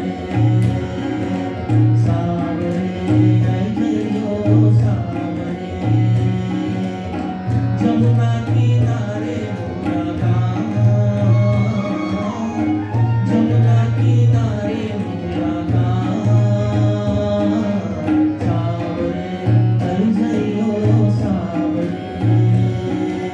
सावरे गयो सावरे सावरे गयो सावरे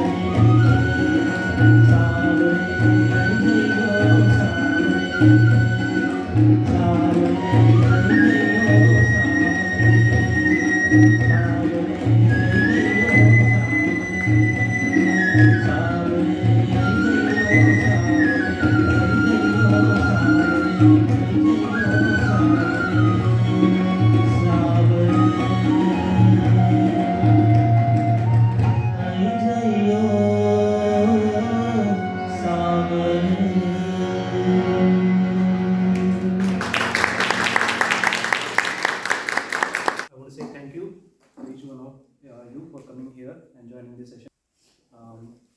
Again, कुछ questions रहेंगे, so definitely reach out. So we'll provide you some contact numbers. So if any questions, reach out. And again, I want to say thank you to Dhoon Band, Amit ji, and entire crew for helping us on this session. Without you, this won't be possible. Thank you so much. And as a token of appreciation, I would request Manoj ji to please come forward, and Amit ji. Again, thank you so much.